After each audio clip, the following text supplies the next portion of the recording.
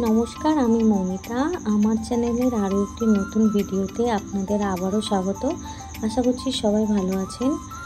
প্রথমেই হয়তো ট্রেনের ভিডিও দেখে অবাক হবেন, কিন্তু আমি বেরিয়েছি ঘুরতে, তাই ট্রেন থেকে ভিডিওটা করলাম। এই যে দেখুন, গেটের সামনে এখন দাঁড়িয়ে আছি, স্টেশনের কাছেই চলে এসেছি। এবার আমরা নামবো। গেস করতে পারবেন যে এই স্টেশনটা কোন স্টেশন? তো দেখুন, হয়তো গেস করতে পেরেছেন যারা যারা চেনেন। হ্যাঁ, এটা হচ্ছে বেলুড় স্টেশন। তো বেলুড় স্টেশনে চলে এসেছি। আমরা যাব আজকে বেলুড় মাঠ। ট্রেন থেকে নেমেই আমরা একদম চলে এসেছি বেলুড় মাঠের একদম গেটের কাছে। তো এই হচ্ছে বেলুড় মাঠের, দেখুন রাস্তাটা। এই যে হচ্ছে, এটা হচ্ছে বেলুড় মাঠের মেন গেট। চলুন ভিতরের দিকে যাওয়া যাক। বেলুড় মঠ কীভাবে আসবেন? তো হাওড়াগামী যে কোনো ট্রেন দিয়ে আপনারা আসতে পারেন। আর যদি শিয়ালদা ডানকুনি লাইন হয়ে আসেন তাহলে বালিঘাট স্টেশন দিয়েও আপনারা আসতে পারেন। আর না হলে বালি হল্টে নেমেও নিচে ট্রেন চেপেও বেলুড় স্টেশনে আসতে পারেন। তারপর যে কোনো অটো টোটো ধরলেই বেলুড় মঠ বললেই সেখানে নামিয়ে দেয় একদম গেটের কাছেই। এই হলো বেলুড় মঠ আসার রুট। আর বেলুড় মঠ ওপেনিং টাইম হচ্ছে সকাল 6:30 থেকে 11:30। এর মধ্যে আপনারা ভোগের প্রসাদের জন্য কুপনও পেতে পারেন। তো দুপুর 11:30 থেকে 3:30 অবধি পুরো ক্লোজ থাকে বেলুড় মঠ। তারপর আবার 3:30 থেকে রাত্রি 8:30 অবধি ওপেন থাকে। এই হচ্ছে বেলুড় মঠ আসার টাইমিং। তো এর মধ্যে আপনারা আসতে পারেন। আমরা এসেছিলাম বিকালবেলার দিকটা। বেলুড় মঠটি গঙ্গা নদীর তীরে অবস্থিত। এখানে বেলুড় মঠের পুরো ম্যাপটা দেওয়া আছে। তো আপনারা চাইলে এটা দেখে আপনাদের কোন জায়গাটা প্রথমে ঘোরা দরকার সেটা আপনারা ডিসাইড করতে পারবেন।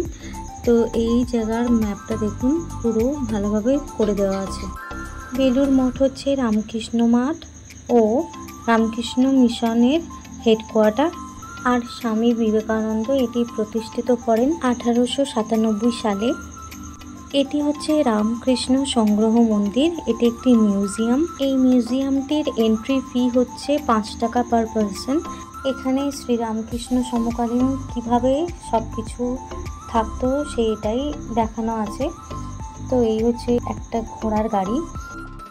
এই মিউজিয়ামটিতে অনেক রকমের হিস্টোরিক্যাল জিনিসপত্র দেখানো আছে।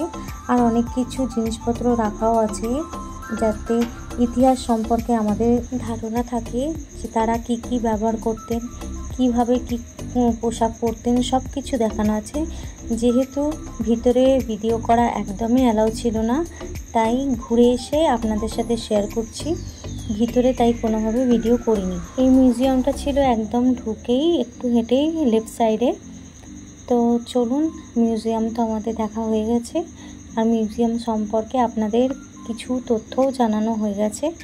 আর ওই দিকে যে বিল্ডিংটা দেখতে পাচ্ছেন ওটা হচ্ছে টয়লেট।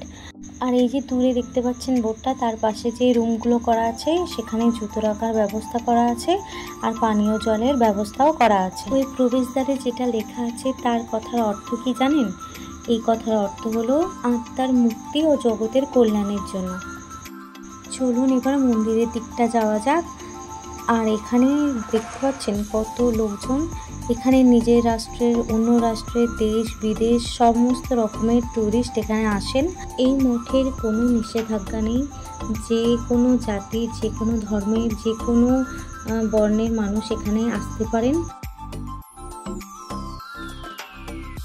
এটা হচ্ছে এখানকার মেন টেম্পল। এটা হচ্ছে শ্রী রামকৃষ্ণ দেব টেম্পল। এই মন্দিরটি স্বামী বিজ্ঞানানন্দ, যিনি রামকৃষ্ণ দেবের শিষ্য ছিলেন এবং পেশায় ছিলেন একজন সিভিল ইঞ্জিনিয়ার, তিনি এই মন্দিরটি ডিজাইন করেন। এবং এই মন্দিরটি হিন্দু, ইসলামী, বৌদ্ধ, খ্রিস্টান স্থাপত্যের সংমিশ্রণে নির্মিত। তাই এই মন্দিরটি একটি গুরুত্বপূর্ণ স্থাপত্য নিদর্শন ও শ্রী রামকৃষ্ণ ভাব আন্দোলনের প্রাণকেন্দ্র।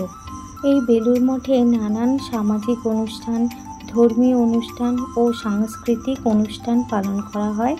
আর শ্রী রামকৃষ্ণ পরমহংস, মা সারদা দেবী ও স্বামী বিবেকানন্দের জন্ম ও প্রয়াণ তিথিতেও বিভিন্ন ধর্মীয় অনুষ্ঠান আয়োজন করা হয়। দুর্গাপুজোয় বিশেষ করে মহাষ্টমীর কুমারী পুজোয় এখানে প্রতি বছর প্রচুর মানুষের সমাগম দেখা যায়। তাই বেলুড় মঠ ভারতের একটি প্রধান পর্যটন আকর্ষণ, আর ভক্তদের কাছে এটি একটি পবিত্র তীর্থস্থানও বটে।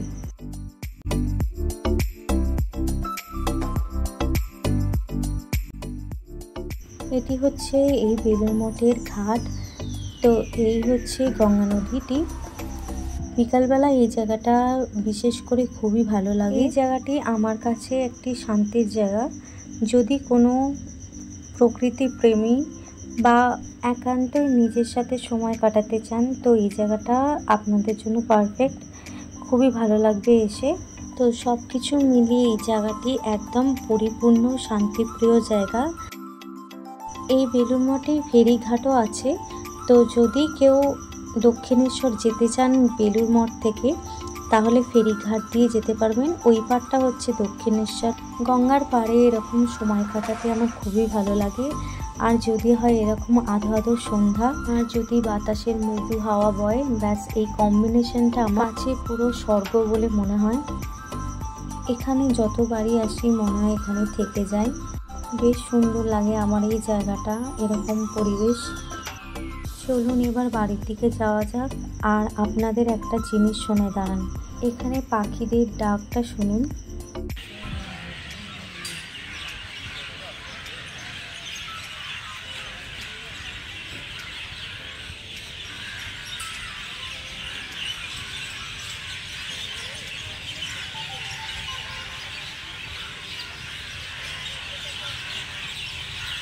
কত পাখি ডাকছে।